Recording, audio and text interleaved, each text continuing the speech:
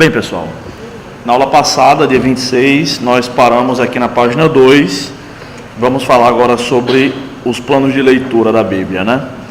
Usando o plano de leitura. Estamos vendo ainda sobre como ler a Bíblia. Vamos concluir isso hoje e vamos começar a fazer exercícios, tá? Eu não vou fazer prova nesta disciplina, nós vamos fazer exercícios em sala, tá? Então, conforme eu digo aqui na apostila, no tópico usando o plano de leitura, eu digo o seguinte: vou seguir com a metodologia da semana passada, tá? Os planos anuais de leitura bíblica são bons se não nos conduzirem ao caos, no caso da desorganização. Isto é, recomendo aqueles planos de leitura bíblica que nos conduzem à leitura contextualizada da mesma. Aqueles planos que trazem leitura em diversos livros bíblicos ao mesmo tempo não são bons. Por exemplo, se um plano traz a sugestão de ler os 2 primeiros capítulos de Gênesis num dia, por exemplo, 1º de janeiro de 2018, Gênesis 1 e 2, aí você lê lá, Gênesis 1 e 2 e marca. E os 2 primeiros capítulos de Oséias no mesmo dia, Oséias 1 e 2, e o leitor decide segui-lo, é claro, né, que a gente não é obrigado a fazer isso, não obterá uma leitura contextualizada nem de Gênesis nem de Oséias. A melhor coisa a ser feita é ler o livro inteiro e só depois passar para outro livro da Bíblia, tá?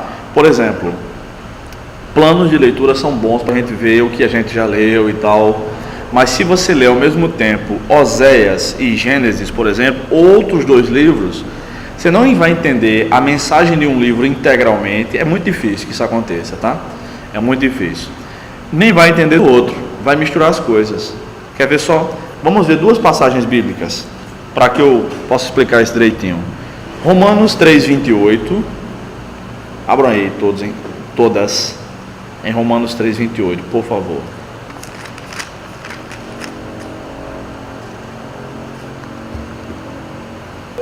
Três 28. Pode ler.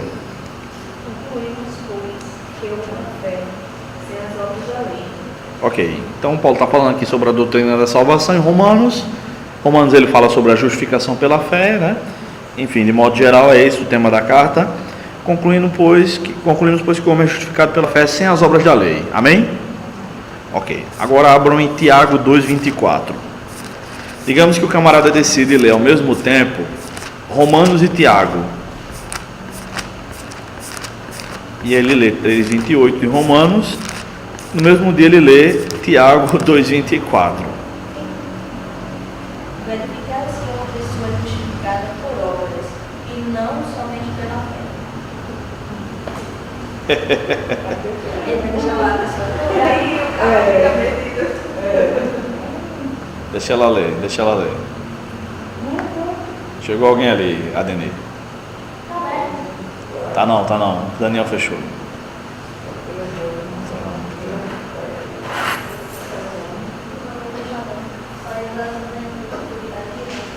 Então, deixa a Adenir voltar para a gente continuar. Deixa eu pausar aqui. Continuando. O cara lê Romanos 3:28, nessa leitura alternada. Ele lê Tiago 2:24, no mesmo dia. Ele vai chegar a uma conclusão equivocada dos 2 textos, talvez da Bíblia toda.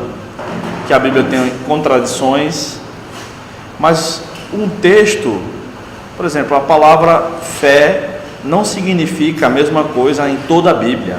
Essa história de o que significa tal palavra na Bíblia, não é assim aqui no garoto.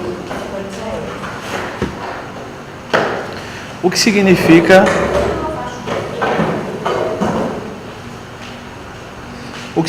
fé na Bíblia? Não é assim. É o que significa fé em qual contexto? Em Hebreus 11, em Romanos, em Tiago, em Gênesis, nos Salmos, em qual contexto? Tá? É isso que eu estou dizendo. Quando a gente lê, por exemplo, toda a carta aos Romanos, a gente entende sobre qual aspecto da fé Paulo está tratando. A fé salvífica é única e exclusivamente em Jesus Cristo. Tiago está falando, está refutando aqueles irmãos que diziam que a fé bastava por si só. Ou seja, eu creio e não faço mais nada. O salvo crê e obedece à palavra de Deus. Esse é o contexto de Tiago, mas não é o contexto de Romanos. Então, se a gente faz essa leitura, usando o plano de leitura, página 2 da apostila, seguindo essa metodologia, a gente não vai chegar a uma compreensão correta das Escrituras. Qual o plano de leitura bíblica anual que eu recomendo? Aqueles que você vai marcando. Gênesis 1, 2, 3, 4, 5, até 50. Você leu tudo, você vai entender melhor. Vai para outro livro, lê ele todo também. A não ser, como nós falamos na semana passada, naqueles livros de leitura mais amarrada, né?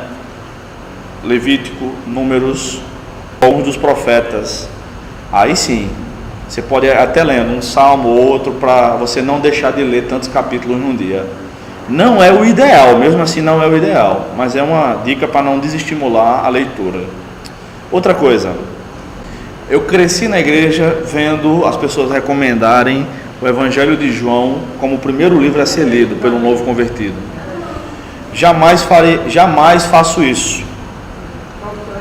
Marcos, eu recomendo Marcos porque é o evangelho mais curto e vai falar logo sobre Jesus.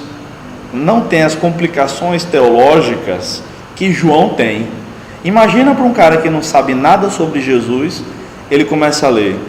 No princípio é o verbo, e o verbo era Deus, o verbo estava com Deus, o verbo era Deus.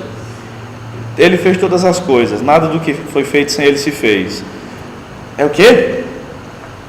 Isso é difícil de entender, é muito mais difícil do que o princípio do Evangelho de Jesus Cristo.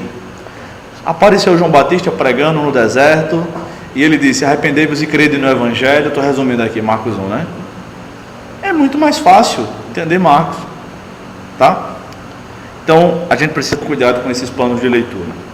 Por último, lendo a Bíblia em família. A leitura, por último não, né? Desculpa. A leitura da Bíblia em casa é algo que deve ser conservado. O casal precisa ler junto e, no caso de já terem filhos, estes devem estar incluídos também na leitura e ensino, conforme lemos em Deuteronômio 6, por exemplo, entre tantas passagens bíblicas, tá? É dever do homem da casa conduzir espiritualmente a família. No caso do mesmo não ser cristão, esse dever, está faltando um R aí, né? É passado para os cristãos da família. E se for possível fazer culto, né? Não só leitura bíblica, o que já é um culto, faça, se não houver cristão. Se houver, se todos forem cristãos, se os pais forem cristãos, é obrigação da família, cultuar a Deus juntos. O pai, sobretudo, deve ensinar a palavra à esposa e aos filhos, tá? É claro que eles também podem falar, eles também podem participar, porque todos sabendo ler, todos podem ter algo para contribuir, mas essa é a função, sobretudo, do pai, do homem da casa, tá? Essa é uma das razões porque Paulo diz que é vergonhoso que a mulher pergunte na igreja. O marido não está ensinando em casa, não? E a vergonha é para o homem, não é para a mulher não, tá? O marido não está tirando as dúvidas da Bíblia dela, não? Ou a gente só se reúne para assistir televisão, Netflix, falar da vida alheia, e a gente não se reúne para ler a Bíblia. Algumas das maiores mensagens que Billy Graham pregou, ele estava lendo a Bíblia junto com a esposa. E ele leu a Bíblia com a esposa várias vezes. Deve ler ainda hoje, né? Os dois estão vivos ainda. Então, tem que ler a Bíblia juntos. Tem que ler a Bíblia com as crianças, no caso de terem crianças, tá? A família. Bem, vocês podem fazer de diversas maneiras isso aqui. Nós podemos fazer de diversas maneiras. Por exemplo, a Bíblia Viva, que nós temos em português, né? E agora essa é a nova Bíblia Viva. A história dela foi o seguinte: um homem cristão, lá nos Estados Unidos, tinha uma escadinha de filhos, 6 filhos. Então, ele lia, todos os dias ele fazia culto com os filhos, né? E os maiorzinhos estavam entendendo o texto, e os pequenininhos não estavam entendendo a leitura. Então, ele percebeu isso, e antes de ler o texto com os filhos, ele começou a parafrasear as cartas de Paulo. Sabe o que é uma paráfrase, né? A Bíblia Viva é uma paráfrase, a nova tradução na linguagem de hoje é uma paráfrase. Paráfrase é quando frases são paralelas àquelas frases, tá? É um pouco de explicação. A gente costuma dizer, estou parafraseando aqui. A gente está contando e explicando um pouquinho. E ele fez a paráfrase das 13 cartas de Paulo. E ele achou curioso aquilo ali, disse, puxa vida, eu podia publicar isso aqui. E aí foi, acho que em meados da década de 60, 70, eu não lembro bem, e ele procurou editoras lá nos Estados Unidos para publicar as cartas de Paulo parafraseadas, não obteve sucesso. Um amigo dele veio abrir a editora Vida aqui no Brasil, e um dos dois disse assim, talvez esse projeto dê certo no Brasil. Então a primeira versão da Bíblia Viva foi publicada aqui no Brasil. Ele fez todo o trabalho, né, fez a Bíblia toda. Inicialmente era um trabalho que era para os cultos domésticos, e deu certo, né? E a Bíblia Viva é uma excelente paráfrase. Há outras maneiras de fazer, né? Há 1000 maneiras de fazer Neston. A gente pode fazer um roteiro de perguntas bíblicas, dá para as crianças decorar textos bíblicos, não somente as crianças, mas nós mesmos, versículos bíblicos, premiar aqueles que decorarem mais. Não tem nenhum problema nisso, nem nenhum problema, tá? Enfim, há outras formas. Deixa eu ver outra forma. Pode-se ler um livro inteiro na sequência. Vamos ler Gênesis, e aí vai lendo. Quando surgir uma coisa mais difícil de ler, aliás, mais difícil no texto, aí você para, faz algumas explicações e lê o restante, tá? Enfim, tem outras dicas, tá? Outras dicas. Ok. Em penúltimo lugar, escolhendo a Bíblia adequada. Eu não vou falar sobre tradução propriamente aqui, tá? Sobre tradução tem o meu livro, que aliás custa apenas R$30, e para isso aqui existe Mastercard, né? Para todas as outras coisas, veja só, eu vou lendo aqui, vou falar aqui o óbvio do óbvio. Escolha uma Bíblia que tenha tamanho de letra adequado para a sua situação. Eu mesmo não tenho mais visão para aquela Bíblia bem pequenininha que eu tinha quando eu era adolescente. Não, eu tenho que caber no bolso, né? Tenho que caber no bolso. Não tenho mais essa. É miudinha também, né? Eu sei lá, eu não consigo chegar. Agora eu não consigo. Se sua visão não é das melhores, você precisa usar óculos, como é o meu caso, então não escolha um exemplar da Bíblia que tenha a fonte muito pequena. É óbvio. Hoje em dia a Bíblia é de todos os tamanhos e propostas. Tem uma letra bem gigante, né? É necessário saber que cada Bíblia de Estudos, por exemplo, reflete a visão da denominação e ou editores que a publicaram. Por exemplo, se você quer saber uma visão pentecostal da coisa, qual a Bíblia que você vai comprar? A Bíblia de Estudo. Essa é mais fácil, né? Se você quer uma visão presbiteriana da coisa, qual é a Bíblia? Bíblia de Genebra, né? Se você quer uma Bíblia que as notas sejam mais linguísticas, é a Bíblia de Estudo Almeida, da Sociedade Bíblica do Brasil, né? Que não reflete a teologia necessariamente de nenhuma denominação. Os batistas geralmente gostam mais da Shed, né? E por aí vai. Pois é. Enfim. Mas qual dessas eu gosto mais da Shed. Em caso de dúvidas de tradução possível, a tradução que mais se adequar à visão teológica do grupo será obviamente escolhida, tá? Já, por exemplo, a Assembleia de Deus usa mais a Revista Corrigida, tá? Quando eu estou dando aula na Assembleia, o pessoal que eu já sei que estão lendo a Revista Corrigida. E aí, dependendo da igreja, dependendo do pastor, vai variar totalmente, né? Bem, já nas notas de rodapé e comentário da mesma, todas são de acordo com a visão do grupo publicador. Então você não vai ver uma defesa sobre o batismo do Espírito Santo, falar em línguas na Bíblia de Genebra, não. Nem sobre a doutrina da predestinação na Bíblia pentecostal. Cada uma tem suas preferências, seus temas preferidos, tá bom? Não se acanhe em rabiscar sua Bíblia. Faça anotações do lado do texto, grife, escreva o que Deus lhe falou naquela passagem especial e depois volte para meditar nessa passagem sempre que precisar. Deleite-se na leitura da palavra de Deus.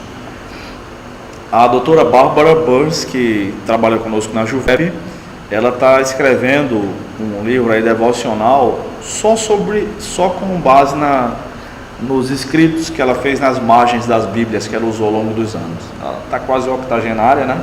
Então tem muita Bíblia que ela usou, né? Há um ditado que diz assim: por trás de uma Bíblia velha geralmente existe alguém novo, tá? Então, quanto mais usada a sua Bíblia for, mais novo nós seremos, né? Rabisque, risque. E é interessante que tem... é interessante que tem aqueles textos bíblicos que a gente só sabe achar na nossa Bíblia, né? Que a gente sabe que está do lado esquerdo, em cima, grifado de azul, de vermelho e tal. Todo mundo tem isso, né? Todo mundo tem isso. Tá? Então escolha uma Bíblia adequada, rabisque, faça marcas, por exemplo, eu estou usando desde 2008, a versão que eu estou mais usando, impressa, é a Almeida 21, né? Ela é parecida com a Almeida atualizada, mas também não é um processo tão semelhante com a NVI, né? Que a NVI é boa também, é ótima, tá? Então eu estou usando mais a Almeida 21 desde 2008, que saiu a primeira edição. Essa aqui é a terceira edição, é a minha segunda Bíblia. Então, que eu tinha antigamente, não tinha essas referências cruzadas aqui, era só o texto, tá? Mas isso aqui ajuda demais, sobretudo quando eu estou dando aula, né? Às vezes eu quero achar um versículo rapidinho, nem estou com o computador, venho aqui, aí eu acho melhor, tá? Eu geralmente não uso Bíblia de estudo, eu tenho algumas em casa, mas é muito difícil. Geralmente eu vou logo para o comentário, quando é coisa mais difícil, a não ser que eu quero saber qual a opinião de Sheridan, aí eu vou lá, tá? Bem, por último, leia sem distração. Leia sem distração. Muitos irmãos preferem ler a Bíblia digital, seja num site, num programa, né, num software ou qualquer outro método, celular. Só recomendo que tenha cuidado para não se distrair durante a leitura entre um site e outro. Isso também vale para a Bíblia impressa. Aproveite os recursos que Deus lhe deu para glorificar seu santo nome. Então, leia sem distração, tá? Semana passada eu dei uma dica aqui até a Dani falou que faz isso também, uma dica de concentração, que é tá com dificuldade para se concentrar no texto, comece a ler em voz alta. Depois você silencia. Quando você viu que se concentrou, tá? Outra coisa, escolha o melhor horário do dia para você ler a Bíblia. Não é porque o salmista diz, de manhã busco a tua lei, que a gente tem que ler de manhã, não, todo mundo não. Ele buscava de manhã. Nem todo mundo tá bom para ler de manhã, tá bom? Não é mandamento não, é ele dizendo, de manhã busquei. Não é, todo crente tem que ler a Bíblia de manhã não, tá? Não é isso. Ok, alguma questão, queridos, até aqui? Então vamos seguir. Vamos ver agora um pouco sobre análise do contexto, tá? Análise de contexto. O que é contexto? Contexto é aquilo que vem com o texto. É isso. É o que vem antes, é o que vem depois. São as ideias que vêm antes em um livro bíblico, ou vem depois, aparece depois, no outro livro bíblico, tá? É aquilo que explica as circunstâncias, tá? Qual é o contexto da causa? Tendo em mente ainda Romanos 3:28 e Tiago 2:24, não há contradição. Cada um desses autores sagrados estavam inspirados ao escrever isso aí, mas cada um estava falando da fé num contexto, num aspecto, tá? Então vamos lá, nós vamos fazer um exercício. Eu vou fazer algumas explicações, vou ver o número 1 com vocês na página 3, vocês farão aí do 2 ao 6 e eu faço com vocês o número 7, tá bom? Vamos lá. Para uma interpretação bíblica adequada, você está sem apostila aí? Se junte aqui com uma das meninas. Pronto. Pronto. Tá.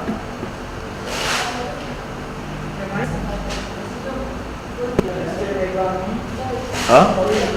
Foi.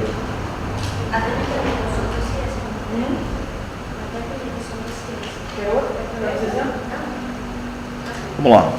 Para uma interpretação bíblica adequada, precisamos não apenas ler o texto, finalzinho da página 2. Análise do contexto. Precisamos não apenas ler o texto propriamente dito, bem como saber as motivações do texto. Isso pode ser feito com perguntas simples ao texto, tais como quem escreveu ou quem falou,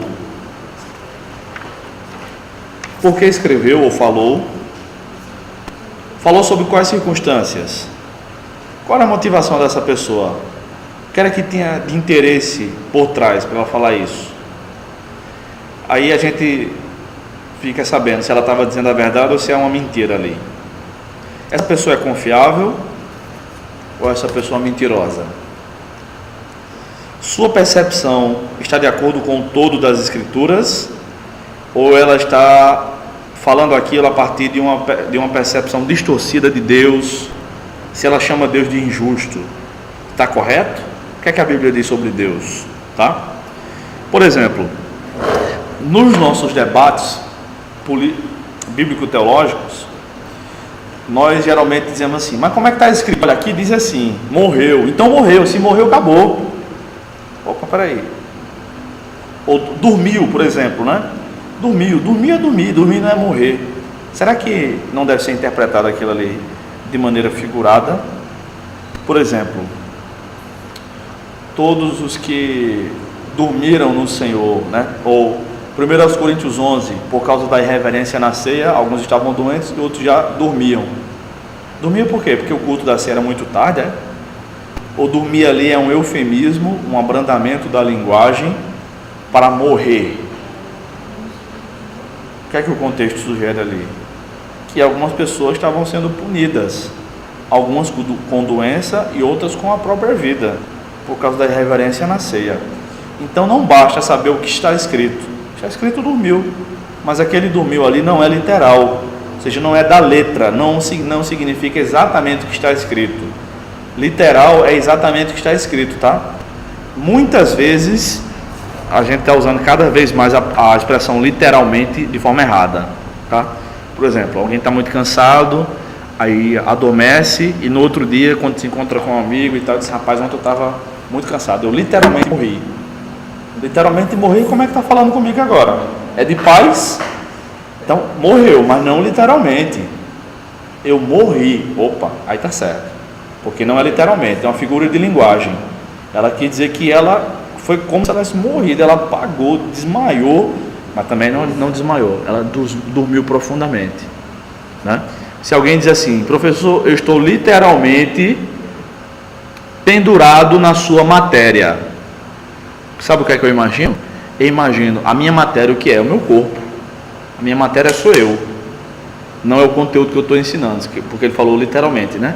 Então literalmente minha matéria é meu corpo. Então imagina alguém pendurado, segurando aqui no meu tornozelo, professor, me ajude, porque ele falou que estava literalmente pendurado na minha matéria. Agora se ele disse assim, professor, eu estou pendurado na sua disciplina, aí eu entendo que a pendência de trabalho, de prova, de nota, nesse caso o termo literalmente não está correto. Literalmente não está, tá bom? O texto lá de Êxodo, nos primeiros capítulos de Êxodo, o faraó manda que seja praticado aquele infanticídio, né, masculino, lembram? Todo menino que nascer, mata, se for mulher, deixa viver, dos filhos dos hebreus, lembram? Porque ele estava supondo que estava nascendo muito homem, esse povo pode crescer aí, se fortalecer, esses homens podem formar um exército, e ele disse, não, eu vou praticar esse infanticídio aqui. No Novo Testamento, quem pratica o infanticídio é Herodes, né? Perseguindo o menino Jesus. Aí, o que é que o pessoal começou a dizer? Começaram a passar a mão ali, né? Protegendo os meninos, né? E disseram assim, é melhor a gente mentir para o faraó do que matar essas crianças. Sem dúvida. Faria a mesma coisa. Eu faria a mesma coisa. Aí, na disciplina de ética, vocês perguntam ao professor se está certo ou está errado. Mas eu faria isso, tá? A professora de ética, não, mas eu acho que em qualquer circunstância. Ela disse o quê? Que é a favor da vida, em qualquer circunstância. Sem dúvida. É o bem maior. Tá? Então. Quem deu a vida foi Deus, não é tipo.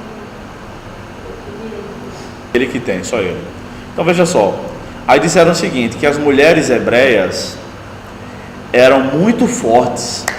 E quando as egípcias chegavam lá, os soldados egípcios chegavam lá para matar as crianças, as mulheres chegavam para pegar as crianças, os meninos para os soldados matarem, né?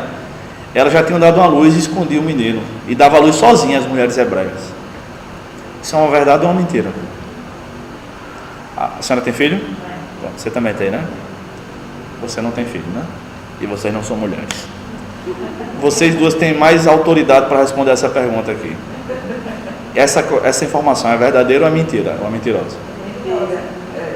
Que mulher forte da bexiga é essa? Existe? Não. E eles não disseram que era uma mulher só, disseram que todas as mulheres hebreias tinham essa força toda. É uma mentira, é claro que é uma mentira. Então a gente lê no texto, mas a gente sabe que é uma mentira. Claro, a gente precisa não apenas ler o texto, mas interpretar. Pô, e qual é a moral aí da história? A moral é que eles estavam querendo esconder os meninos. Tá bom? Então quando a gente faz esse tipo de pergunta, né? Não é só quem escreveu ou quem falou, mas também por que falou, quais eram as circunstâncias, qual era a motivação. Tudo isso está envolvido nessas histórias que a Bíblia relata. Estava dizendo a verdade ou não? Essa pessoa é confiável? Nesse caso não, porque eu faria a mesma coisa. Eu acredito que vocês 5 também, né? Durante a Segunda Guerra houve um teólogo, um pastor lá da Alemanha, tá? Que não era cachorro, apesar de ser um pastor alemão. Ele morava nos Estados Unidos, ele chamava de Dietrich Bonhoeffer. Ele morava nos Estados Unidos na época, mas era alemão, voltou para a Alemanha para ajudar a igreja a resistir Hitler, porque 90% das igrejas evangélicas apoiaram Hitler, tá? Disseram que ele estava fazendo a vontade de Deus. E ele foi preso. Só que antes dele ser preso, ele pastoreava uma igreja de maneira subterrânea e tinha um seminário também, como esse aqui, de maneira subterrânea, né? Escondida, né? E ele mentiu muito para proteger vidas dos judeus. Eles estão aí, não, aqui não tem ninguém. Os caras iam embora. Ele estava errado? De maneira alguma. De maneira alguma. Houve até uma operação que virou filme, chamou com Tom Cruise, Operação Valkyria, talvez alguns já tenham assistido, né? Sobre aquela operação, realmente existiu. Houve mais ou menos 50 operações que as pessoas tentaram matar Hitler, tá? E ele escapou de todas. Então isso fortaleceu o argumento dos que estavam apoiando Hitler, dizendo que Deus o estava protegendo, né? Era impressionante, era miraculoso. De última hora ele não ia para o lugar, aí a bomba explodia, literalmente falando, né? Uma bomba mesmo, boom, por isso que é literalmente. A bomba ali não era um problema apenas. E ele não morria, porque ele não estava lá. Morreu gente demais, mas ele não morreu assim. E essa operação Valkyria, Bonhoeffer ajudou e era um pastor, ele ajudou a elaborar. Infelizmente não deu certo, né? Mas, conforme eu li no livro de Gruden, teólogo, vocês conhecem, né? A gente viu muito sobre Gruden. Ele diz que aquela operação é moralmente aceita. É melhor morrer um assassino do que 6 milhões de pessoas serem executadas. Claro que é. Melhor morrer um assassino do que 6 milhões de pessoas inocentes. Sem dúvida. Então vamos lá. Esse é um exemplo, dos primeiros capítulos de Êxodo, né? As crianças, as mulheres hebreias são muito fortes. Basta perguntar as que foram mãe aí para saber, né? Eu tenho uma tia que tem 2 filhos. E ela dizia que essa dor toda que as mulheres sentem, quando ela era adolescente, ela dizia isso. É frescura. Quando eu for ter meu primeiro filho, eu quero que der o marido dela, leve gibi para eu ler durante o parto. E ela tirava a maior onda mesmo. Aí ele foi comprar gibi. Chegou, aí deu para a médica, né? A médica, a obstetra disse assim, fez um comentário maravilhoso sobre minha vez. Você não é para ter filho numa maternidade não, era para ter filho numa estrebaria, né? O tamanho foi o escândalo que ela deu. Aí o enfermeira, será quem deu o gibi para ela, né? O marido foi comprar, ele não era doido de não comprar, né? Deu para ela o gibi, ela jogou na cara da médica, né? Já pensou? Essa história de... Aí logo ela teve outro filho, né?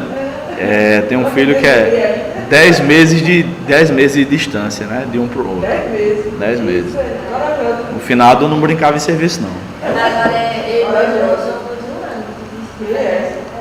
Passei 10 Compensação, eu para mim irmã mais velha são 7 anos.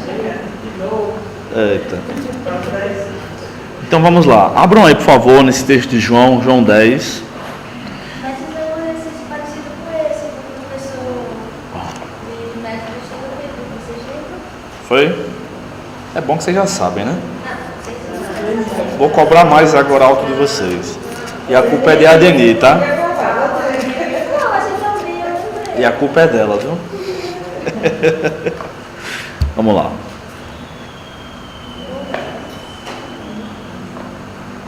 Ai, Deus.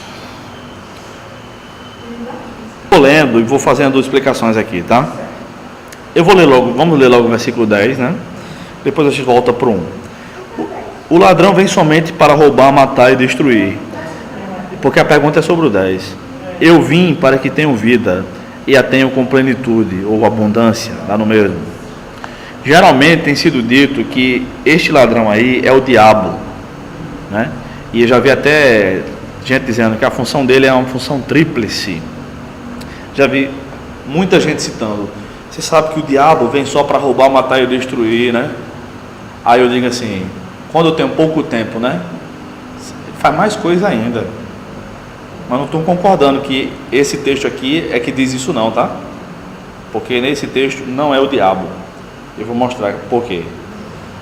Só que quando eu tenho pouco tempo eu digo, o diabo faz mais coisa do que isso ainda. Se a pessoa der lugar. Quando eu tenho muito tempo, interesse, e a pessoa também tem interesse, aí eu explico. Quando não, aliás, não vou ganhar nem um centavo por isso. Geralmente eu vou ganhar uma inimizade.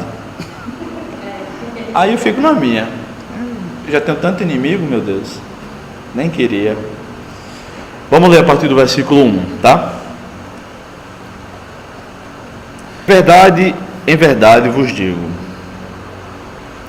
Quem não entra no aprisco das ovelhas pela porta, mas sobe por outra parte, este é o quê? Pronto. Então a primeira vez que aparece o termo ladrão nessa passagem é no versículo 1, tá? O ladrão é o contrário do pastor das ovelhas, tá? Ele tenta roubar as ovelhas. Ele não entra pela porta, porque senão ele vai ser identificado pelos pastores. Ele vai por trás para tentar roubar. Verso 2. Mas o que entra pela porta é o pastor das ovelhas, e não tem problema nenhum, né? O porteiro abre-lhe a porta, as ovelhas ouvem a sua voz, ele as chama pelo nome e as conduz para fora. Há um vídeo que eu vou mandar para vocês, tá? Tivesse conexão aqui, eu até mostrar para vocês agora, né? Aqui na igreja não tem internet, né?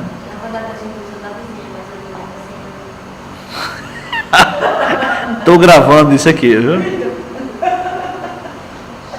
E tá bem forte o sinal aqui da família Almeida e de Heitor Rocha. Deixa eu ver se alguma dessas está aberta aqui. Se estiver aberta a gente pode usar, né? Não tá pedindo um código PIN. O povo sabe se proteger aqui. Tem como burlar, mas tem um mandamento que diz pra gente não fazer isso, né? Um amigo meu que é técnico, professor de informática. Não, eu sei. Bem, mas eu mando para vocês no grupo, tá? Esse vídeo é o seguinte. Ovelha não é um bicho inteligente como cachorro. Não é. Cachorro é o bicho mais esperto que existe. Cachorro, macaco e tal. Mas dos animais domésticos o cachorro é o mais esperto, né? O cachorro obedece e tal. Desobedece também. Tem cachorro que é sem vergonha, né? Enfim, mas é aquela fofura, né? Vejo a hora de ter casa para criar um cachorro, criar gato. Enfim. Aí... Ovelha não é inteligente assim. O pastor tem que fazer tudo para ela. E é dócil até dizer chega, sabe? Em 2015 eu fui dar aula em Souza. Eu dava aulas à noite, a semana toda lá no seminário. E durante o dia eu ia conhecer onde os obreiros moravam e tal. O diretor me levava lá. Lugares bacanas lá, né? A gente foi numa casa lá, que ela estava comigo, minha esposa. Aí na casa de um obreiro lá, que era mesmo mundo de bicho, um sítio lá. Aí tinha uma ovelhinha que a mãe rejeitou. Mais manhosa do que gato. Ela já chegou se esfregando assim nas nossas pernas, né? Já pulou no colo da minha esposa, a minha esposa ficou com ela no colo. Ela é criada em casa. Mansa até dizer chega, sabe? Enfim. Esse vídeo que eu vou mandar para vocês é o seguinte. É como um pastor de ovelhas faz. Aí o pessoal faz 3 testes. Vai uma pessoa, aí diz as palavras de comando, elas estão pastando, você já viu? Dá a palavra de comando, elas estão pastando lá, comendo com a cabeça baixa, elas nem olham quem é que está chamando. Não está nem aí. Aí vai a segunda pessoa, chama, nada. A terceira do mesmo jeito. O pastor chega e começa a chamar, chama, levanta a cabeça, olha, já tem tudinho. Todas. É nesse contexto aqui que Jesus está falando. As ovelhas ouvem a voz e obedecem só ao pastor. Tá? Então vamos lá. Verso 4. Depois de conduzir para fora todas as ovelhas que lhe pertencem, vai adiante delas, e elas o seguem, pois conhecem a sua voz. A ovelha conhece pela voz, tá? Não é pelo cheiro nem nada, é pela voz. Mas jamais seguirão um estranho. Pelo contrário, fugirão dele, pois não conhecem a voz dos estranhos. E como não é um bode que ataca, elas fogem. Tá?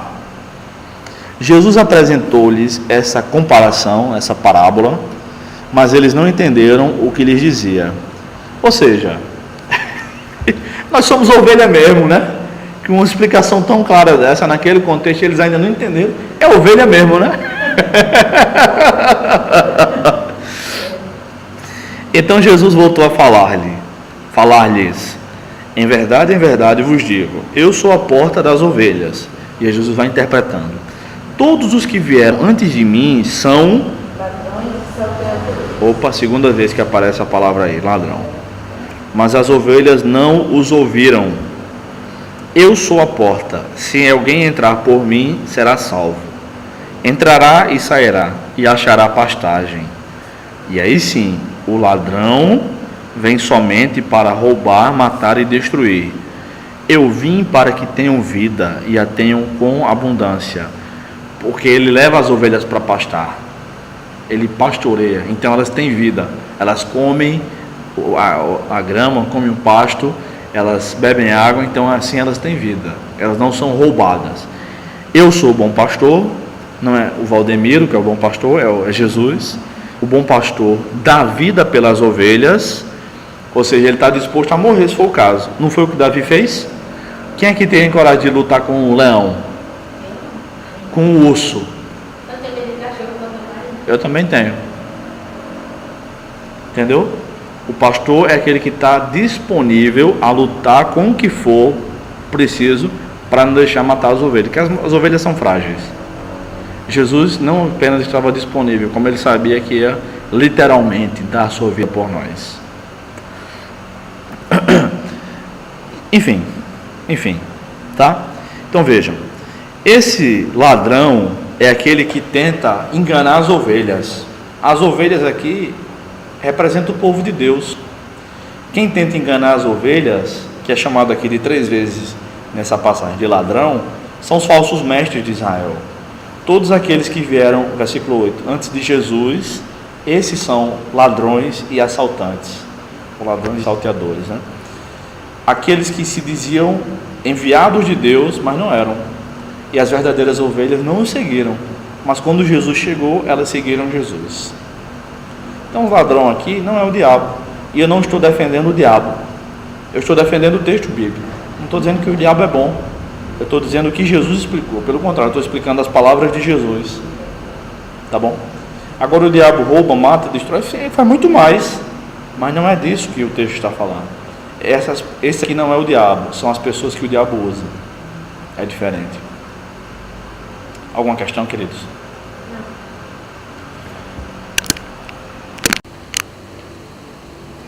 Ok, então vamos à correção do exercício. Vamos começar com o número 4, 1 Samuel 15, do 1 ao 31, né? Diz assim o texto: Samuel disse a Saul: o Senhor me enviou para te ungir rei sobre seu povo Israel. Ouve agora as palavras do Senhor. Assim diz o Senhor dos exércitos: castigarei os amalequitas por terem atacado Israel quando saía do Egito. Vai agora, ataca os amalequitas e os destrói totalmente com tudo o que tiverem. Nada poupes. Matarás homens e mulheres, meninos e crianças de peito, bois e ovelhas, camelos e jumentos. Ou seja, mata todo mundo, né? Então Saul convocou o exército e o contou em Telaim, 200.000 homens de infantaria e mais 10.000 de Judá. Era um exército muito grande, muito poderoso. Quando chegou à cidade de Amaleque, Saul armou emboscada no vale. E Saul disse aos queneus, que era outro povo que tinha lá: Retirai-vos depressa do meio dos amalequitas, para que eu não vos destrua com eles, porque tivestes misericórdia de todos os israelitas quando saíram do Egito. Então os queneus se retiraram do meio dos amalequitas, né? Então Saul diz: vocês não têm nada a ver com isso não, é melhor vocês irem embora, tá? Então Saul feriu os amalequitas desde Avilá até chegar a Sur, que está defronte do Egito. Ele diz a localização exata, né?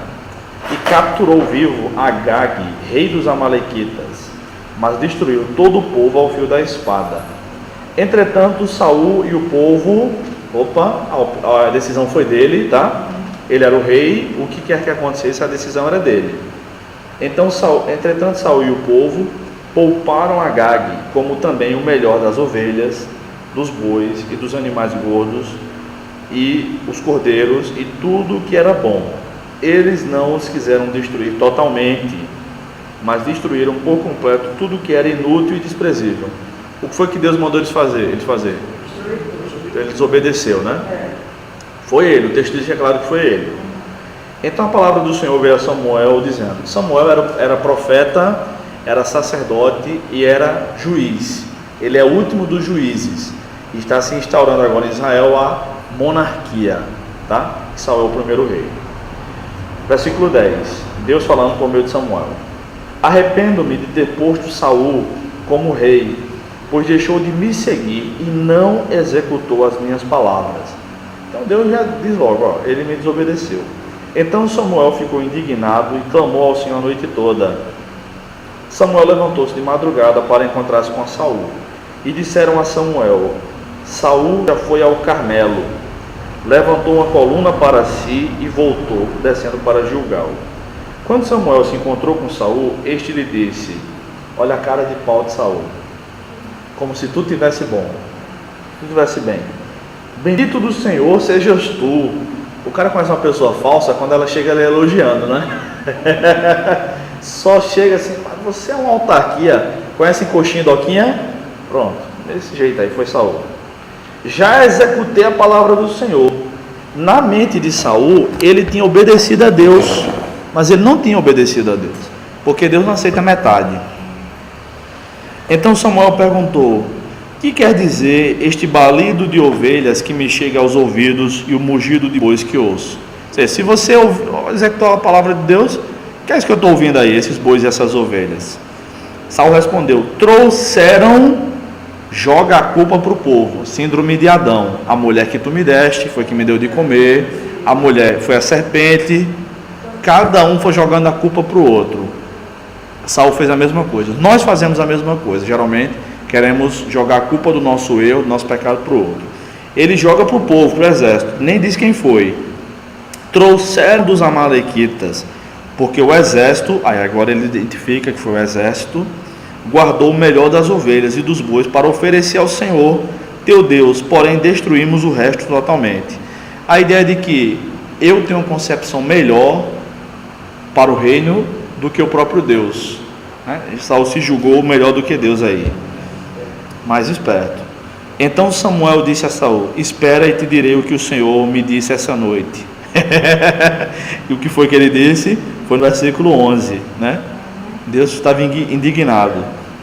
Saul lhe respondeu: fala, ou seja, só deve ser coisa boa, porque esse cara sou eu, né? Saul estava se achando, né? Demais. Eu, rei igual a mim, Israel nunca teve, realmente não teve, né?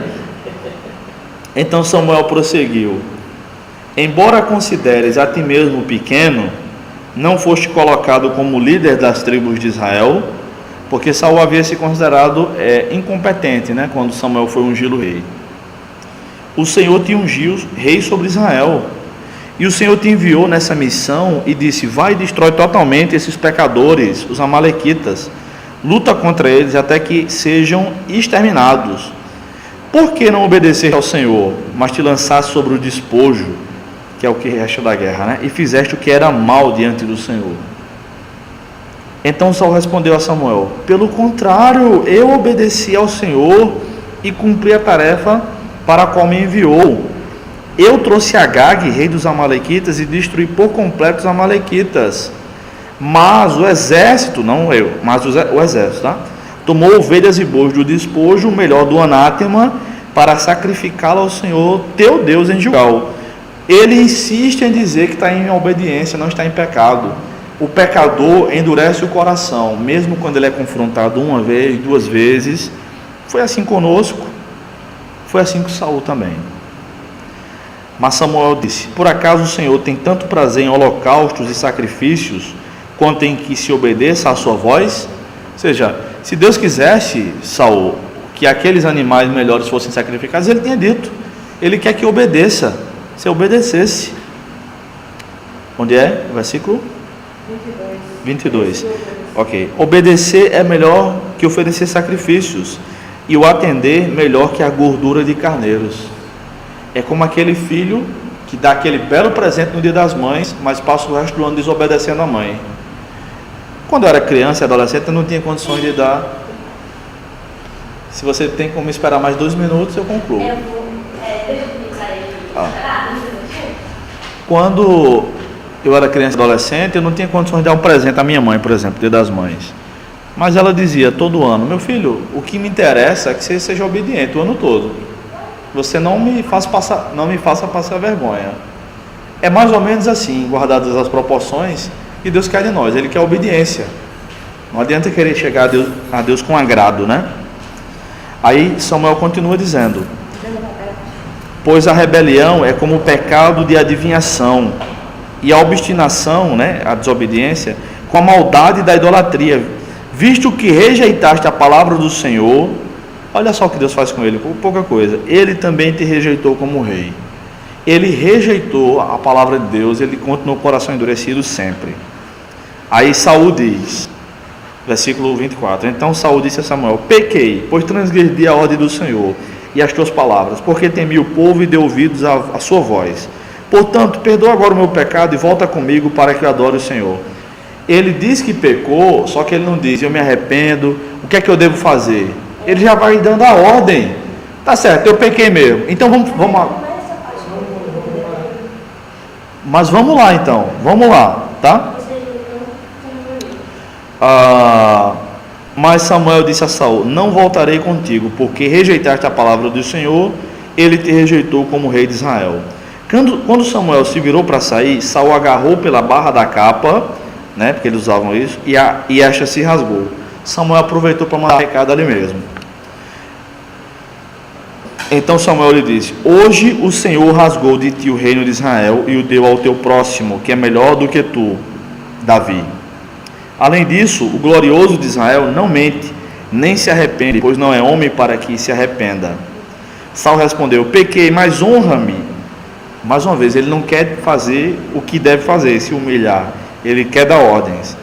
Mas honra-me agora diante dos anciãos do meu povo e diante de Israel. Volta comigo para que eu adore o Senhor teu Deus. Então Samuel voltou, foi com Saul, e este adorou o Senhor.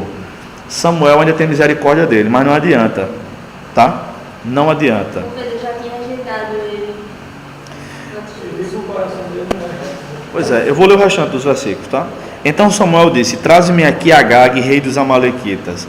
E confiante, Agag foi até ele e disse: certamente já passou a amargura da morte. Ou seja, disse: não, acho que Saul convenceu Samuel, agora eu estou livre e tal. Mas Samuel disse: assim como a tua espada deixou mulheres sem filhos, também tua mãe ficará sem filhos entre as mulheres. E Samuel despedaçou Agag diante do Senhor em Gilgal. A palavra de Deus tinha que ser cumprida, obedecida. Então Samuel partiu para Ramá, e Saul foi para a casa em Gibeá de Saul. E Samuel nunca mais viu Saul até o dia da sua morte, mas teve pena de Saul, e o Senhor se arrependeu de ter colocado Saul como rei sobre Israel. Ou seja, ele não se arrependeu. Não se arrependeu, essa é a conclusão. Quando a gente vai lendo, vá na bênção, viu? Me dê. Você não vai entender não. Então não me entregue, então não me Eu entregue. não vou entregar. Vai dar uma rasteira Bem, eu não vou tomar da sua mão não. Se você botar aqui, fica. Se você não botar, não fica, tá? Se quer passar limpo depois, semana que vem você traz. Faça o restante. Tá. A 7. A 7 não. A 5. Quer dizer, A 7 não, a 7 não. Eu só 36. Pronto. Então veja só, quando a gente lê o texto, interpretando, pausando, como eu estou fazendo aqui agora, isso que ele falou era verdade, ele diz 2 vezes que se arrependeu, mas não se arrependeu, não demonstra. O texto espera-se do leitor bíblico que ele interpreta a passagem. Diga, meu irmão. O versículo 11 diz que veio a palavra do Senhor a Samuel, né? Ele disse, 10, o 10. arrependo-me de haver posto a Saul como rei. O 35 também diz isso. Aí Diz que Deus não é homem, não mente, nem se arrepende. o 29 diz, porquanto não é homem para que se arrependa. Sim.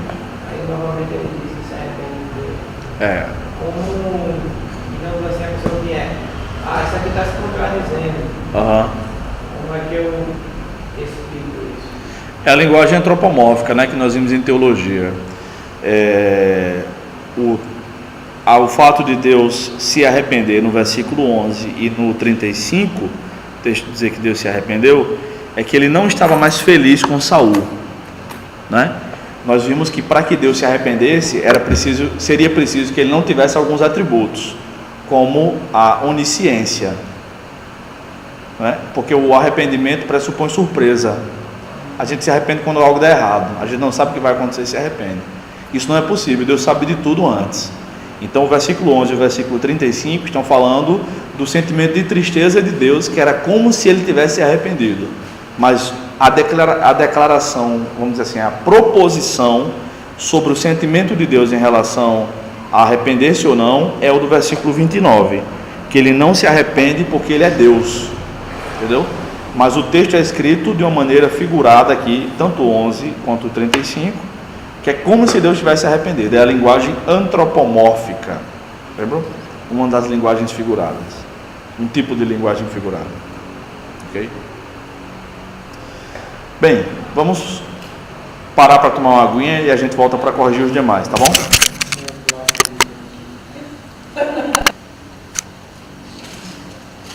Bem, vamos ver agora o número 2, né?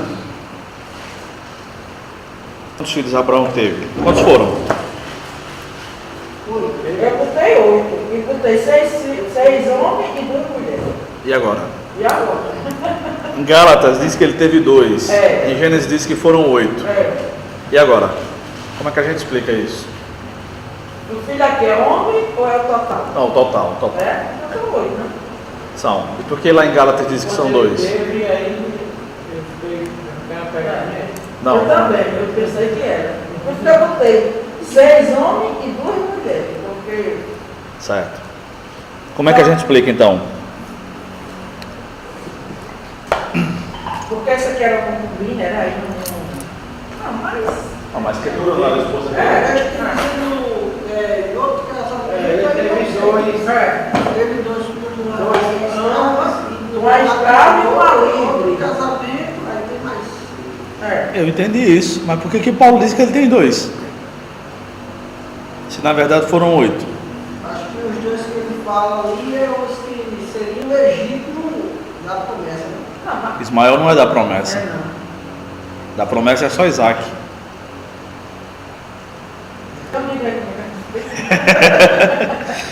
Não, a questão é o seguinte: quem tem 8 tem 6. Desculpa, quem tem 8 tem 2. Tá? A questão é o propósito. Por que Paulo está escrevendo? Qual o propósito de Paulo ao escrever a carta aos Gálatas? Não é falar dos filhos dele com Quetura, de Abraão com Quetura, porque não tem nada a ver sobre o plano da salvação. A questão é o plano da salvação, que em Ismael não é cumprida a promessa, mas em Isaac é. Paulo não é um erro aí, nenhuma contradição, porque Paulo não diz Abraão teve apenas 2 filhos. Outra coisa, Paulo não escreve Gálatas para explicar quantos filhos Abraão teve. Não é uma genealogia em Gálatas, entendeu? Em Gênesis 25, o texto está dizendo qual o propósito lá é dizer quantos filhos Abraão teve, tá? Mas em Gálatas não. propósito de Gálatas é falar sobre a doutrina da salvação, que naquele contexto ali, né, Gálatas é uma carta que não tem nenhum elogio, é a única carta paulina que não tem nenhum elogio, é só pancada. Aquele contexto era para explicar que a salvação só se dá por meio de Cristo, pela fé, porque tinha pessoas querendo voltar para o judaísmo ali naquela igreja, tá bom? Mas a gente respondeu esses 8, tá certo? Tá certo. Tá certo. A pergunta que o senhor fez...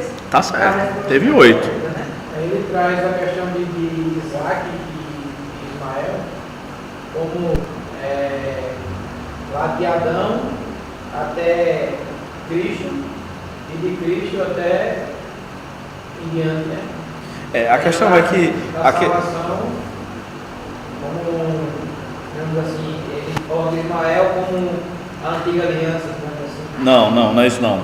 A questão é que quem quer ser salvo pelas obras como eles queriam, estavam ensinando lá em Gálatas, era como se tivesse sendo firmado um filho que não era da promessa. É uma analogia, né? Mas quem é salvo em Cristo, só em Cristo, é pela promessa. Então não adianta ser filho da promessa. Aliás, não adianta confiar no outro, que é na carne. Abraão confiou na carne para ter um filho. Mas Deus, quando Deus pediu o sacrifício de Isaac, ele diz assim a Abraão: Abraão, toma teu filho, teu único filho. E naquela altura Ismael existia. É quentura, tá? Quentura é um trocadilho, né? Que ela dá. Depois dos 100 anos do cabo ter mais 6 filhos, essa mulher era retada, tá? Não, a questão é a seguinte, que para Deus, para aquele propósito ali da promessa, o único filho que valia era Abraão, era Isaac. Ismael não valia. Por isso que Deus diz assim, Ismael é mais velho que Isaac, né? 13 anos, mas Deus diz assim: toma Isaac, teu filho, vírgula, teu único filho. O que eu considero é esse. Tá bom? Ok. Mateus capítulo 4 aí, versículos 1 a 11. As promessas de Satanás aí eram verdadeiras ou não? Ou a promessa, né? Já que é uma só. Como é que a gente interpreta isso aí? Gostaria de ouvi-los, né? Claro. O que é que vocês colocaram? Vocês não disseram? Por quê? Se Jesus se prostrasse, Satanás não ia dar os reinos todos a ele, não? Eu coloquei o seguinte, eu coloquei uma verdadeira e duas falsas. Diga aí, explica. A verdadeira,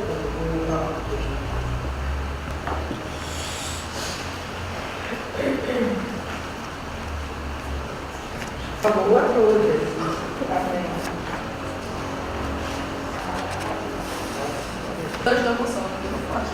Ainda bem. Ainda bem. Então, meu irmão, Rodrigo, né? Liga aí.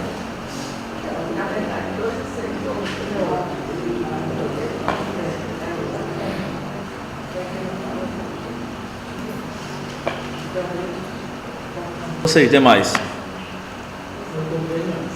Por quê? Eu botei não. Porque não se dá uma coisa que não se tem. Exatamente. Cadê o Rodrigo, então? Diga aí, Rodrigo, suas conclusões. essa primeira aqui, onde ele confronta Jesus e diz: tu és filho de Deus. Diga o versículo. Do 3 ao 4. Ah. Quando ele chega e pergunta para ele: se tu és verdadeiro filho de Deus, manda que essas pedras se transformem em pães. Ah. Aí eu botei ali que ali ele estava confrontando Jesus, alguma coisa ele queria comunicar ali, sendo que se Jesus desse a ordem, ele faria com que aquela pedra se tornasse em pães. Como ele fez da água, se transformou na vida. Mas qual é a promessa de Satanás aí? Aí nesse aqui eu não sei o que realmente ele queria com essa. Não, mas o que é que ele está prometendo aí? Já pergunta na apostila.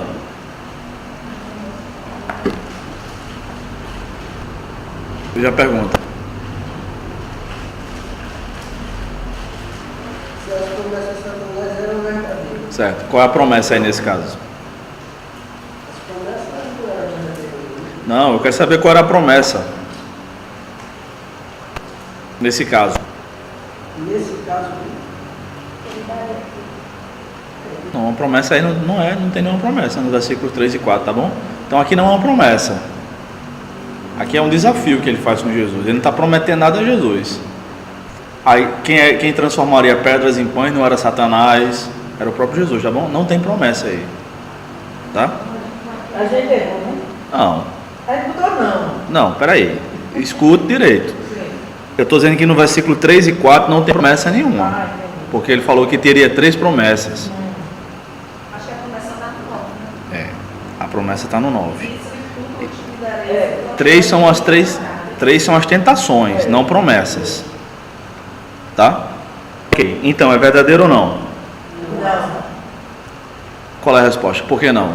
Além do que Ricardo falou. Tem alguma questão a mais? A gente tem que saber, a gente pode adorar e servir.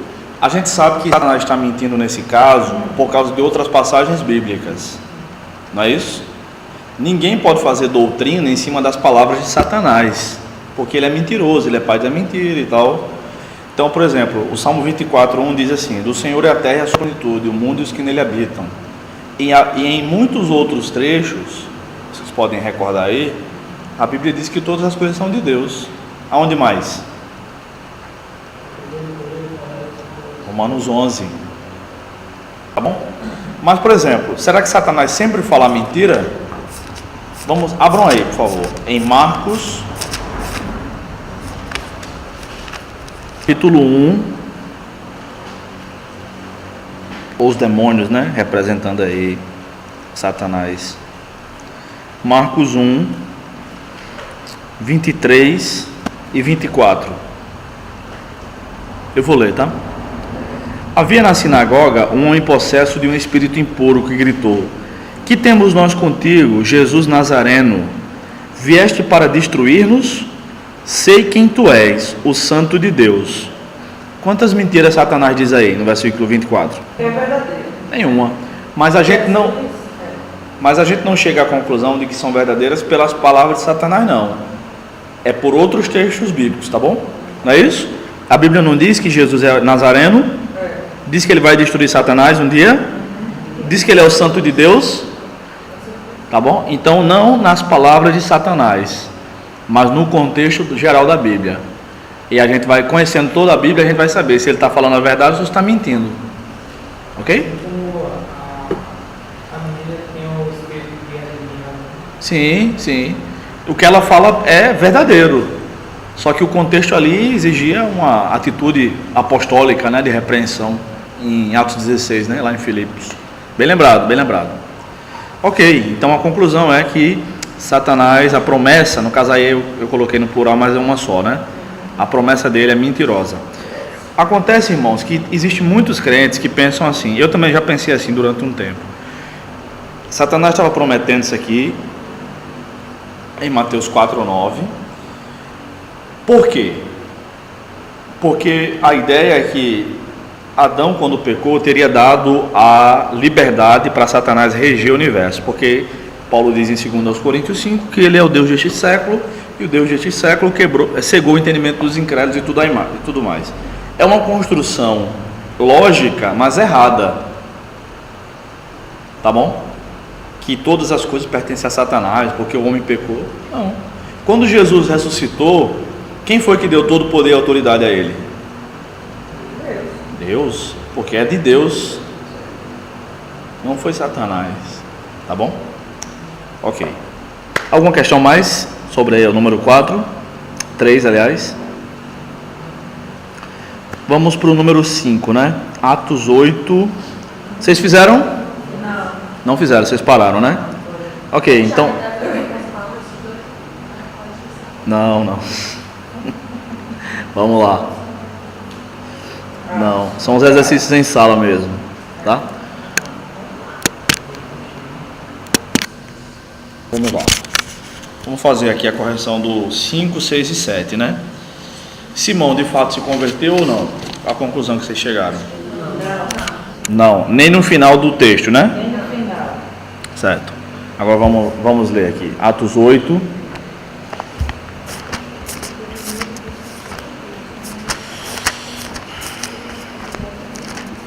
Vou ler só a partir do 18, tá? Já basta aí.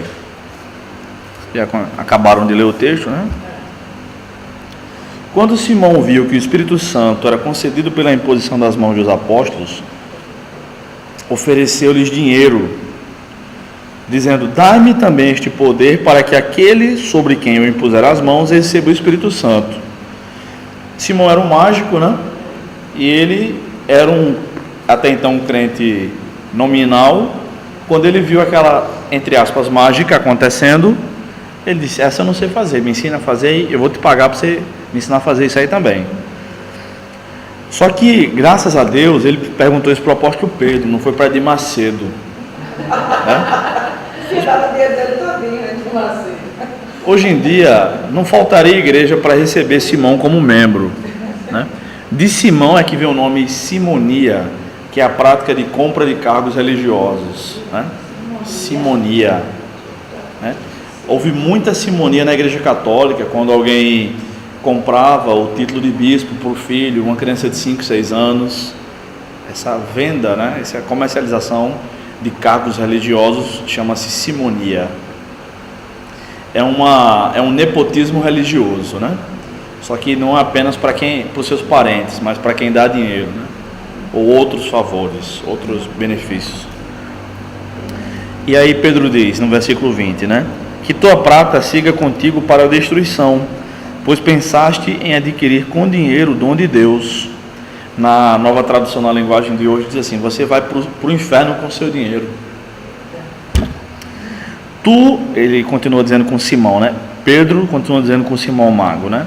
Tu não tens parte nem responsabilidade neste ministério, pois o teu coração não é correto diante de Deus. Portanto, arrepende-te dessa tua maldade e roga ao Senhor, na esperança de que te seja perdoado o propósito do teu coração, pois vejo que estás cheio de amargura e em laço de maldade. Então, Pedro confronta o pecador aqui e diz para ele orar pedindo perdão. Só que ele entende que não sabe orar e pede para que Pedro ore por ele. Respondendo, Simão disse: rogai por mim ao Senhor, para que não me aconteça nada do que me disseste. A conclusão que eu cheguei foi diferente da de vocês, tá? A conclusão que eu cheguei é que até aqui Simão não havia se convertido realmente, mas quando houve esse confronto de Pedro com ele, pela resposta que ele dá no verso 24, ele se arrependeu. Porque ele não pede a oração. Pedro diz: você tem que orar para o Senhor te perdoar. Ele diz: então ore. Ele está disposto então a se arrepender. Por que ele não ora? Eu pensei assim, porque ele está diante do servo de Deus, do apóstolo, ele pede essa oração. Eu acredito que sim. E ele deve ter orado com Pedro, né? Então, é assim que ele teve o temor aos castigos daquelas palavras que Pedro tinha dito. Ele temeu o castigo de Deus que vinha sobre ele, mas ele não demonstrou a palavra de arrependimento. Então, como o método que ele pede, ele não diz assim: ai, Deus me livre que isso me aconteça. Ele diz: ore por mim então. Pedro não acabou de dizer: você tem que orar. Aí ele diz: então ore. Então ore, tá? Eu vejo que além desse temor, ele deve ter sido salvo. Por isso que eu disse, graças a Deus que ele foi que ele foi fazer as propostas para Pedro, que era um verdadeiro apóstolo do Senhor, e não para o Valdemiro, ou Edir Macedo, ou qualquer outro desses camaradas aí, tá bom? Mas realmente, nós não temos muita evidência. Eu concluo dessa forma, mas há intérpretes que concluem de morcego, olha, diferente de mim. Vocês querem falar mais alguma coisa? Eu pensei que ele pediu para orar, aí Só que é para orar como consequência do que Pedro ensinou, né? Número 6. E aí? Qual a conclusão vocês chegaram? Entre os dias da criação em Gênesis versus um dia para Deus, no Salmo 90, verso 4, e em 2 Pedro 3:8. Por favor. Porque assim, que a cronologia de Deus está baseada em dias literais, mas de um tempo suficiente que ele precisará para a execução da sua obra e propósito, em relação à cerimônia da decisão. A relação é que os dias da criação não foram exatamente descobridos, como nós vivemos. Você acha que não? Certo. Não foram dias 1, 2, 3. Foi Certo. um tempo que Deus deu o suficiente para que fosse conciliar. Tá certo. Foi se contando um dia. E por que Deus falou assim? Fez-se a tarde e amanhã. Não disse manhã e tarde. É Moisés quem disse, não foi Deus não. Não, Esse é um jeito, eu vou explicar já. Deixa eu ouvir os outros. Eu coloquei que não tem. Pergunta qual a relação. Eu acredito que não tem relação. O quê? Por quê? Porque se fala da criação, né, como para o nosso entendimento, digamos assim.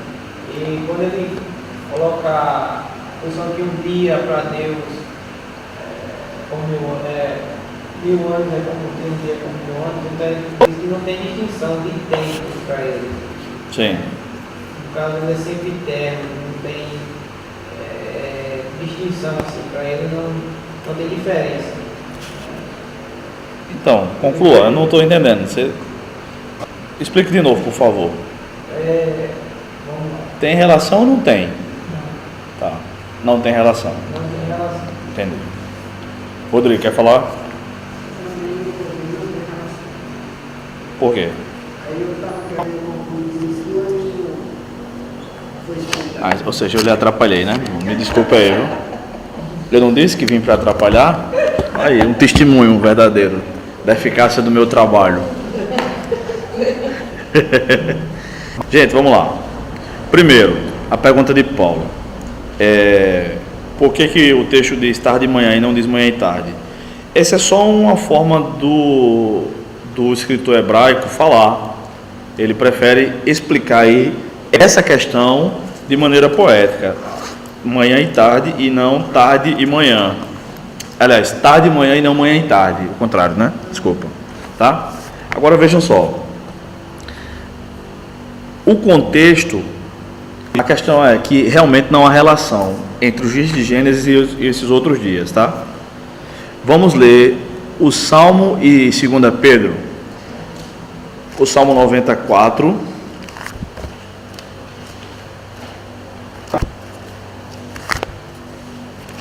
Salmo 94. Diz assim. Eu vou ler a partir do primeiro versículo do Salmo, tá? É um Salmo de Moisés, tá? Senhor, Tu tens sido nosso refúgio de geração em geração. Antes que os montes nascessem, ou que tivessem formado a terra e o mundo, sim, de eternidade a eternidade Tu és Deus. Tu fazes o homem voltar ao pó e dizes: voltai, filhos dos homens. Porque aos teus olhos 1000 anos são como o dia de ontem que passou, como a vigília da noite. Amém. 2 Pedro 3,8.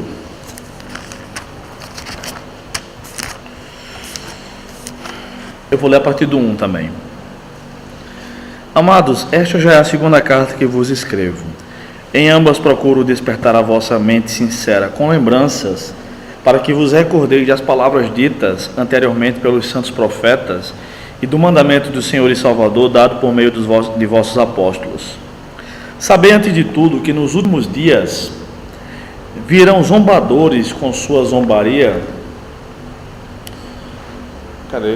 É no verso 3, né? Andando de acordo com seus próprios desejos, dizendo: onde está a promessa da sua vinda? O pessoal está zoando, como a gente escuta hoje, né? Cadê o povo? Cadê Jesus que não volta? Desde que criança. Porque desde que os pais morreram, todas as coisas permanecem como desde o princípio da criação. Mesma coisa. Pois de propósito ignoram que, esses zombadores, né? De propósito ignoram que desde a antiguidade, pela palavra de Deus, existiram os céus e a terra, e esta foi tirada da água e através da água. Foi pelas águas que o mundo daquela época foi destruído pelo dilúvio.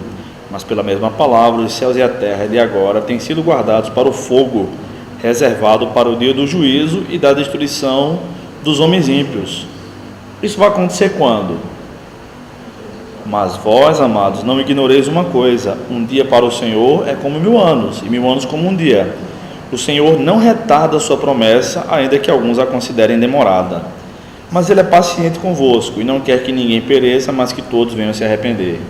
Ok, então Deus não está demorando, é porque ele tem uma forma diferente de contar o tempo. Alguns acham que Jesus está demorando para voltar, mas para Deus não existe essa demora. O que acontece na verdade é que ele está sendo misericordioso para com aqueles que ainda não se arrependeram, tá? Então vejam só, queridos, a palavra dia presente aí em 8 versículos em Gênesis, né, fala de um dia, cada um em que foram criadas todas as coisas, dias literais, tá? Dias literais. O contexto é diferente. O Salmo 90 e essa passagem aqui de Pedro não estão dizendo o seguinte, não estão dizendo que para Deus cada dia são 1000 anos. Não, mas ele está falando disso que Ricardo falou, da sempiternidade de Deus. Lembram? Deus é sempiterno, é diferente de eterno, né? Eterno é o que não tem fim. Sempiterno é o que não teve princípio nem fim. Ou nas palavras de Moisés no Salmo 90, de eternidade a eternidade tu és Deus, né? Então, no Salmo 90 e em 2 Pedro, eles estão falando da atemporalidade de Deus. Para ele passaram-se 1000 anos, né? Foi como se fosse ontem ou um dia. Para nós não, mas para Deus é como, porque ele está acima do tempo. No caso de Gênesis, o propósito do texto de Moisés lá em Gênesis não é falar disso, não é falar da sempiternidade de Deus, não necessariamente, mas é descrever como as coisas foram criadas. No primeiro dia foi isso, no segundo dia foi aquilo, foi o primeiro e segundo dia, o terceiro. Então essa é a diferença, é que em Gênesis 1 os dias são literais, e no Salmo 90 e aqui o dia é figurado, é uma representatividade, tá? Agora Deus já fez ali na criação o ser humano, ele já criou o ser humano, tanto Adão como Eva, adultos com capacidade de procriação. Adão já foi feito homem feito, tá? E pelas responsabilidades que Adão tinha, não podia ser uma criança para governar toda a criação, tem que ser um homem maduro, adulto, tá? Deus já fez Adão um homem maduro, com capacidade de procriação, e a sua esposa também. Deus não fez uma Eva criança, nem fez 2 crianças, ou Eva mais velha que Adão, né? Porque também Deus não abençoa aquela, como é a palavra técnica de quando um adulto tem relação sexual? Pedofilia. Deus não está de acordo com a pedofilia. Então ele criou 2 adultos e disse aos adultos: reproduzam-se, encham a terra, com capacidade de procriação. Isso. Muito bem, muito bem. Ok? Essa é a relação. Alguma questão? Fiquem à vontade, viu? Está sendo interessante? Demais. Ok. Ótimo. Coisa que a gente não para assim para ler, mas a gente não para dedicar para pensar realmente, né? Muito interessante. Não tinha ainda. Verdade. Vamos para Mateus capítulo 18 e a gente encerra, tá?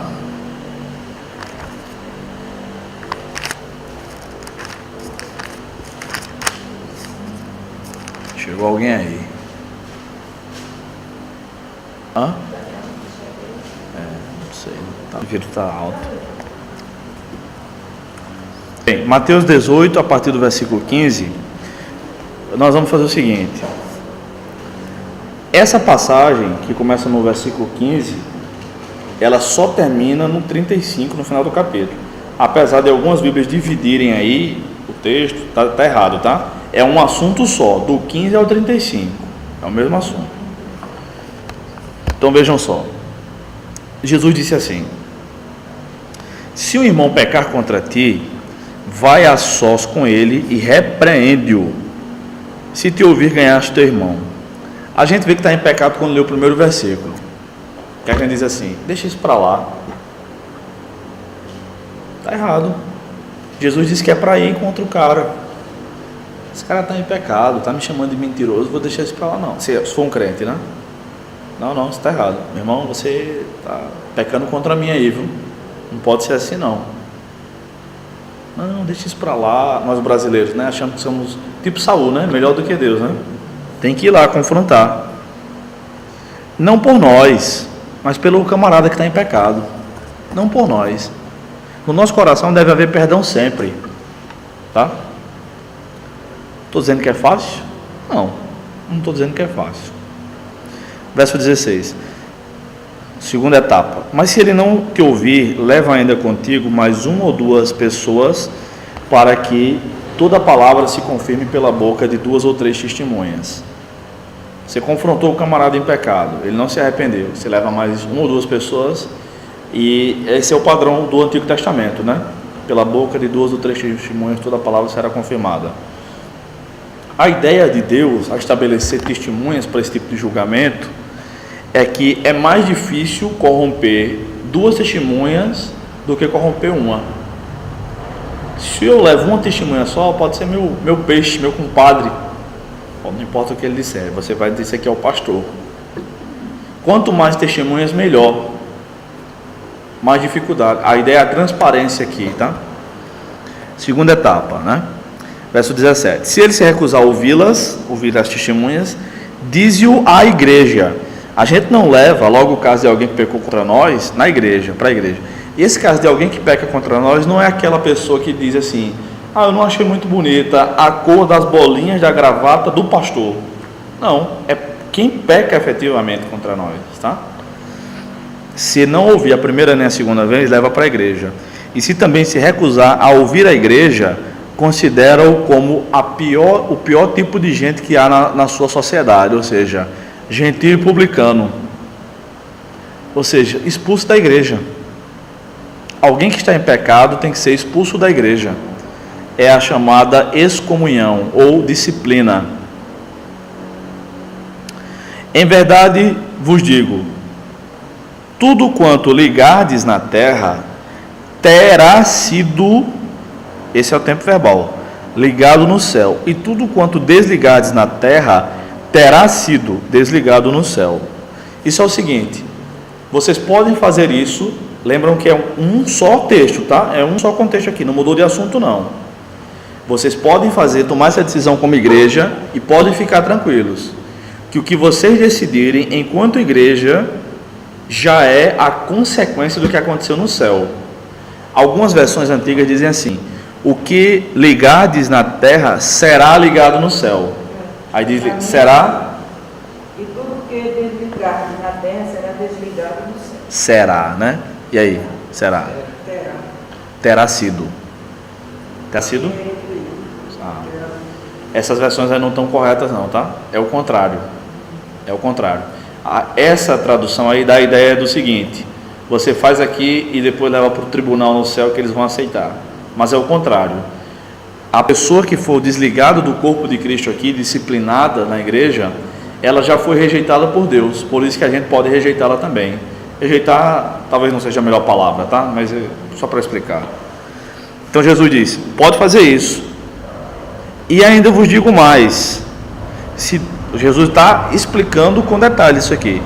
Se 2 de vós na terra concordarem em pedir acerca de qualquer questão, isso lhe será feito por meu Pai que está no céu. Esse pedir aqui não é a oração sobre qualquer motivo não. Não está desligado do texto esse versículo. É pedir em relação à condenação ou à disciplina, melhor dizendo, deste pecador, tá bom? Vocês podem fazer isso, terá sido ligado no céu. O que ligado na terra terá sido ligado no céu. O que desligado na terra terá sido desligado no céu também. Então, podem fazer isso. E tem mais, viu? Se vocês orarem concordando, ou seja, se for de comum acordo da igreja, pode ficar tranquilo. Pois, ou seja, como consequência, né? Onde 2 ou 3 se reúnem em meu nome, ali estou no meio deles. Esse texto que nós usamos para começar culto, que tem poucos irmãos, nada tem a ver com isso. Vamos começar aqui, irmãos, porque se 2 ou 3 se reunirem em nome de Jesus, ali ele estará. A gente ainda diz o texto errado, né? Ali estarei. O texto não diz estarei, diz estou. Vejam o texto. Aí estou eu. Isso. Ali estou eu. Ali estou no meio deles. Não é ali estarei, não. É estou. Outra coisa. Isso aqui não está se referindo à onipresença de Jesus para começar culto com pouca gente. O texto está falando de disciplina. Além disso, terá sido desligado no céu. Vocês podem orar e, além disso, podem ficar tranquilos, que eu estarei lá para abençoar esta decisão, esta disciplina. Quando 2 ou 3 se reunirem no meu nome, aqui não é para qualquer culto que ele está falando, é o culto da disciplina. Não é isso que ele está falando? Como é que ele vai mudar de assunto assim do nada? Não vai. Então a gente precisa ler o texto juntinho e com calma, e reler, e ler de novo. E quando a gente achou que lê 1000 vezes, lê de novo, com calma, com calma. Ver o tempo verbal, é estou, não é estarei. Aí Pedro fica com dúvida, como a gente também está, eu suponho. Então Pedro, aproximando-se dele, perguntou-lhe: Senhor, até quantas vezes deverei perdoar meu irmão que pecar contra mim? Até 7 vezes? Veja só, na época havia uma tradição judaica que dizia o seguinte: você deve perdoar aquele que te ofender até na 7ª vez. Da 8ª em diante, esse cara não merece teu perdão, não. Então a pergunta de Pedro aqui está refletindo a teologia da época. Era assim. Jesus responde de uma maneira muito superior, né? Jesus lhe respondeu: não te digo que até 7 vezes, mas até 70 vezes 7. Veja só, esse texto aqui é difícil de traduzir, o versículo 22, porque no texto grego diz assim: até 77, nem diz 77, nem diz 70 vezes 7. Então, se o texto for traduzido 77, e se o texto for traduzido 70 vezes 7, não vai alterar o sentido. Porque o que é que Jesus quer ensinar aqui? Perdoar, é isso. Jesus chutou muito para cima aqui em relação à crença dos judeus da época de perdoar até 7 vezes, o limite do perdão. Então tem gente que pensa: olha, é até 490, 491 vezes já era. Mas não é isso o sentido. É um jogo de palavras com o número 7. Não é um número certo. É um jogo de palavras com o número 7. Tá bom? Então tanto faz. Eu acho que a NTLH, como é que diz na NVI? Diz 70 vezes 7? Diz, né? Eu acho que é na NTLH que diz 77. Não tenho certeza não, tá? Ok. Por isso, ok. Tudo entendido aí? Aí Jesus vai contar uma história, uma ilustração, para justificar isso aqui. Porque aparentemente ele está sendo muito duro. Você perdoa ou não perdoa? Se não perdoa, você está fora da igreja. Jesus vai explicar agora por que ele não está sendo duro. A partir do verso 23. Daquele jeito de Jesus de fazer as coisas, né? Verso 23. Por isso, o reino do céu é comparado a um rei que quis acertar contas com seus servos. E quando começou, foi-lhe apresentado um deles, é logo o primeiro, tá? Só para começar o dia, que lhe devia 10.000 talentos. Ok. Quando vem essas medidas na Bíblia, a gente tem que fazer a conversão para entender. Um talento era uma medida de peso financeiro. Um talento são 34 quilos de ouro. Um talento. Ou seja, quanto é que vale um talento? Quanto é que está a grama do ouro hoje? Quem sabe? Está mais ou menos R$140. Uma vez que eu fui, 18 estava 100. É, né? Aqui é o maciço, tá? R$140. 1 grama. Então, se 1 grama é R$140, 1 quilo é quanto? 40 mil, gente. 140 mil vezes 34, sabe quanto é que dá?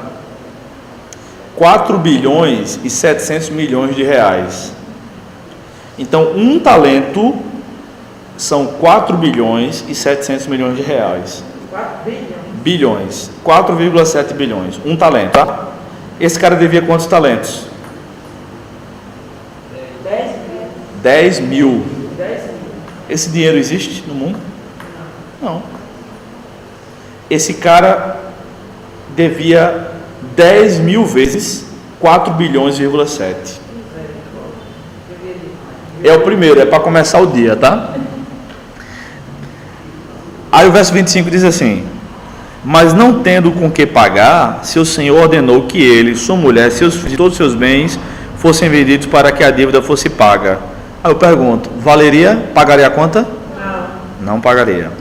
Então aquele servo, prostrado diante dele, rogava-lhe: Senhor, tem paciência comigo, que te pagarei tudo. Essa pergunta é verdadeira ou mentira? Mentira, não tem como. Comovido, o senhor daquele servo soltou e perdoou-lhe a dívida. Ou seja, ele sabia que o cara não tinha como pagar. Ou ele perdoava ou não perdoava. Ele perdoou. Aí aquele camarada que foi perdoado fez o seguinte: ao sair, porém, aquele servo encontrou um dos seus conservos, um cara inferior a ele, que lhe devia 100 denários. Ok, pausa. Um denário é o que um trabalhador ganha por dia. Quanto é que está o salário mínimo no Brasil? 937. Dividido por 30, dá quanto? R$31 e um quebrado. Esse cara devia R$31 vezes 100. Dá quanto? 3.100. Esse cara foi perdoado de 4 bilhões e 700 milhões vezes 10 mil. O cara que estava devendo a ele devia R$3.100. Aí o que é que ele faz? Agarrando-o, sufocava-o, dizendo: paga o que me deves. Então, caindo aos seus pés, o seu companheiro lhe suplicava: tem paciência comigo que te pagarei. E agora? Isso aqui é verdade ou é mentira? Isso é verdade. Isso aqui pode ser verdade, né? Isso aqui, 3.100 a gente tem como pagar, né não? O que é que ele fez? Ele, porém, não quis. Antes mandou colocá-lo na prisão até que pagasse a dívida. Como é que ele ia pagar a dívida na prisão? Tá pensando que ele é do PMDB ou do PT? Tá pensando que ia ter uma vaquinha para ele? Uma malinha de dinheiro? Não, esse cara não tem como pagar nunca. Aí quem estava vendo isso ficou revoltado. Seus conservos, vendo o que acontecera, ficaram muito tristes e foram contar tudo ao seu senhor, ao que tinha perdoado os 10.000 talentos, né? Então este chamou à sua presença e disse-lhe: servo mau, perdoei-te toda aquela dívida porque me suplicaste. Veja, ele não diz porque você ia me pagar, porque você é bom, porque me suplicaste. Tu também não devias ter compaixão de teu companheiro assim como tive de ti? Devia ou não? Devia. Claro. Com certeza. Irado, entregou aos carrascos até que ele pagasse tudo que devia. Ele conseguiu pagar? Não. Ele morreu apanhando. A conclusão de toda essa história, desde o versículo 15, a conclusão que Jesus dá está no 35. Assim também vos fará meu Pai Celestial, se cada um de vós não perdoar de coração ao seu irmão. Com essa história, Jesus está mostrando que ele não está sendo duro em relação à disciplina daquele que não se arrependeu. Deus é o Senhor dessa história aqui, né? Os 10.000 talentos são os nossos pecados, que a gente não tem como pagar. Aí Deus nos perdoou todos os nossos pecados. Aí vem alguém que nos xinga e diz assim: tu é bonito. A gente fica com raiva. Aquele miserável eu não perdoo não. Essa é a comparação aqui. Esse servo mau é a gente. Se a gente não perdoar, coisa ruim vai vir pra gente. Entendeu? Então, quando dada essa história, Jesus silencia todo mundo. Tá bom? Por hoje é só, pessoal. Boa semana, Deus abençoe.